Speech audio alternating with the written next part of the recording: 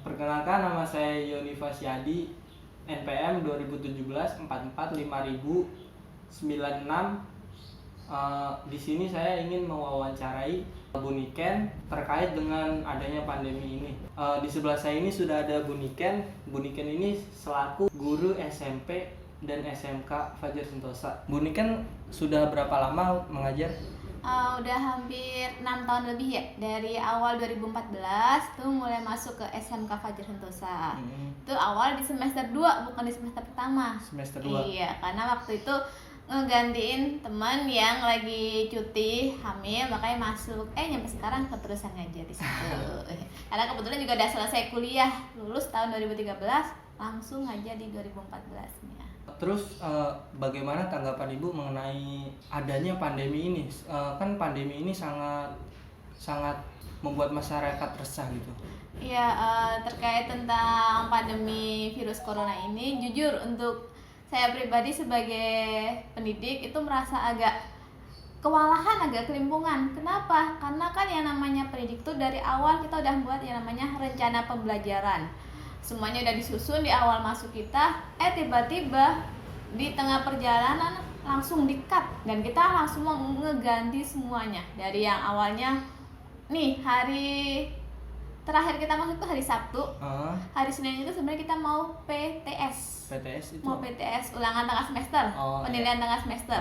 Soal-soal udah disiapkan, ruangan udah disiapkan, anak tinggal ulangan di hari Senin. Tiba-tiba di hari Sabtunya itu ada info PSBB dan semua kegiatan dihentikan. Langsung deh, kita gimana caranya memutar otak biar kegiatan tuh bisa berjalan dengan semestinya. Karena awal kita cuma diberitahu libur selama 2 minggu. Awal-awal kan 2 minggu. Kenyataannya 2 minggu, dua minggunya berturut-turut, nyampe detik ini pun kita masih diliburkan. Mungkin sampai tahun depan, Bu. Ya, entah, kita sendiri juga belum tahu nih kapan mulai masuknya gitu kan. Yang kerasa banget itu khusus untuk kelas 3 ini. Kenapa? Karena kelas 3 itu seharusnya ada ujian nasional, tiba-tiba ditiadakan. Padahal komputer udah siap buat dipakai. Kita udah mulai DP nih. Uang angus dikembalikan ke orang tua, tapi dipotong dengan DP di hotel. Terus kegiatan perpisahan. Jadi anak lulus itu bisa dibilang lulus aja tanpa ada perpisahan di sekolah. Pihak sekolah pun juga nggak berani nih buat ngadain. Walaupun zaman perpisahan sederhana, kita nggak berani lah ngadain. Kenapa nggak berani? Takutnya ya kita kan nggak ada yang tahu nih siapa yang sehat, siapa yang nggak sehat. Bisa-bisa ntar kita lagi kumpul perpisahan, datang Satpol PP, dibubarkan, gitu. Wah selesai deh acaranya. Iya. karena saya dengar juga ada itu, kalau ada ngumpul-ngumpul denda 25 juta. Iya, infonya seperti itu. Jadi kita sekolah ngambil jalan baiknya gimana caranya. Bahkan kemarin waktu pengumuman kelulusan, orang tua ke sekolah itu dibagi berdasarkan shift. Jadi kita ada 3 kelas, 9A, 9B, 9C. Terus pertama dari kelas 9C dulu nih, suruh ke sekolah dulu gitu kan. Selesai 9C ngambil siangnya gitu. Selesai 9C ngambil surat kelulusan, habis itu lanjut ke 9B. 9B lanjut ke 9A. Jadi kita nggak mengumpulkan orang tua di satu ruangan, enggak, tapi kita secara bergilir. Orang tua yang datang langsung dikasih. Jadi kita nggak ada opening, pembukaan, sambutan dan lain sebagainya.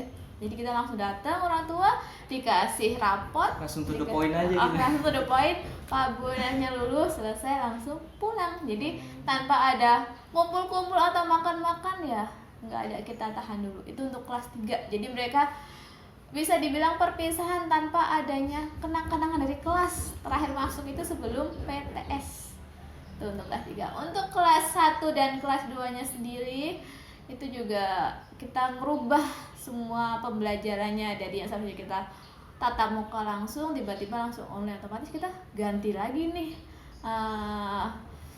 rencana pembelajaran kita ganti. Jujur sih untuk saya selaku pendidik merasa agak ya ini mungkin ujian juga kali ya.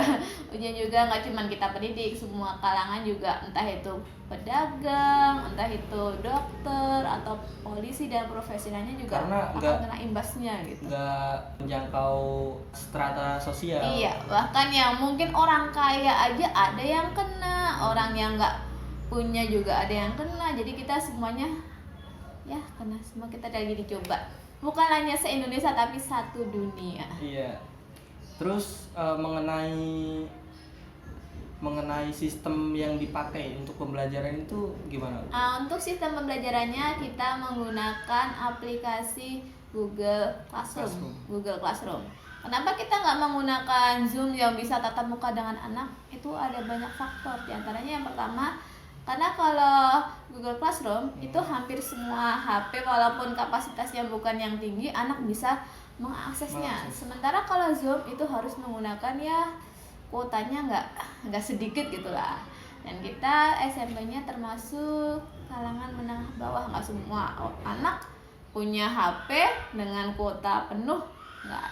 Sekalipun ada yang anak HP yang digunakan itu HP orang tuanya, jadi berbagi, orang tuanya satu, anaknya mungkin 3, yang satu SD make, SMP make, SMA make, jadi kan berebut. Itu kita juga agak kendala juga di situ gitu kan. Tugas dari situ dan materi juga kita kasih di situ. Jadi guru bertanggung jawabnya di Google Classroom. Itu kalau untuk pelajaran bahasa pribadi. Terus satu lagi, untuk efektifnya atau tidak itu gimana? Kalau menurut saya pribadi kurang efektif. Kurang efektif. Karena ya itu kita nggak bisa tatap muka. Materi oke, kita bisa sampaikan ke anak, tapi anak kadang kalau cuman gurunya nyampaikan materi dari nggak dapet. Bahkan banyak anak yang ngeluh, Bu kapan masuk sih Bu? Banyak mereka yang ngechat Japri, Bu kapan masuk, kangen nih sama sekolah gitu kan.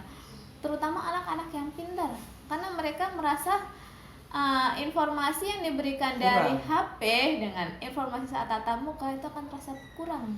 Bahkan kalau di kelas kan anak nggak paham bisa nanya. Tapi kalau dari HP, apalagi kita nggak pakai Zoom, cuman aplikasi tertulis, kadang mau nanya pun juga mungkin jawaban jadi nggak sesuai. Untuk anak-anak yang pintar banyak yang mengeluhkan. Tapi untuk anak-anak yang biasa aja, yang emang dasarnya kalau di sekolah malas, mereka kayak seneng malah. Bahkan dikasih tugas nggak sedikit dari mereka yang nggak ngerjainnya cuman waktu ujian aja. Berarti kesimpulannya di sini tuh dengan sistem online ini sangat tidak efektif sekali gitu. Sangat tidak efektif untuk SMP kita pribadi, karena ya tadi terkait dengan sarana prasarana untuk menjangkau ke anak itu sangat susah gitu.